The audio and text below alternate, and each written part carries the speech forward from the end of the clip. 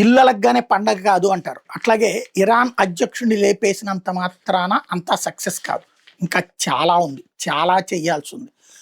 ఒక మతపరమైనటువంటి ఉన్మాదపు చేష్టలకి సిద్ధపడ్డటువంటి బృందాలని బయట తయారు చేశాడు కొమైని, దేశంలోనూ తయారు చేశాడు.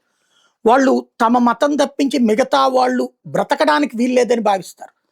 లేదా తమ బానిసలుగా ఉండాలని భావిస్తారు.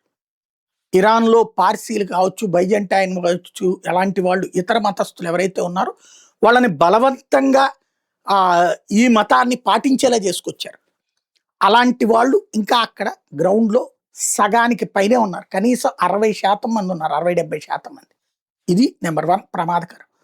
అలాగే వీళ్ళు తయారు చేసినటువంటి తీవ్రవాద భావజాలికులు.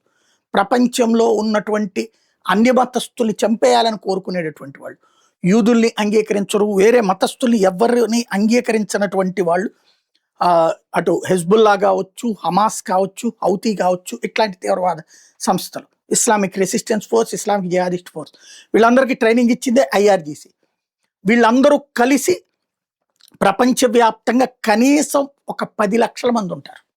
ఈ IRGC బ్యాచ్ కావచ్చు, వీళ్ళందరూ అంటే మత ఉన్మాదులు. ఇక వాళ్ళు 100 చెప్పు, నువ్వు ఏం చెప్పు, మా మతం మాత్రమే బ్రతకాలి, అది కూడా ముస్లింల్లో మళ్ళీ షియాలే బ్రతకాలి అనేటటువంటి ఒక పిచ్చతనంతో ఉన్నటువంటి వాళ్ళు, మత ఉన్మాదంతో రగిలిపోయేవాళ్ళు, మిగతా మతాల వాళ్ళందరినీ చంపేయాలని కోరుకునే నీచమైనటువంటి మనస్తత్వం కలిగినటువంటి వాళ్ళు, ఆయుధాలలో శిక్షణ పొందినటువంటి వాళ్ళు, ప్రాణాలు తీయడం తప్పులేదని భావించేటటువంటి వాళ్ళు, అన్యమతస్థులు ప్రాణాలు తీయడం ద్వారా స్వర్గానికి వెళ్ళిపోతామని భావించేటటువంటి వాళ్ళు బోల్డంత మంది ఉన్నారు.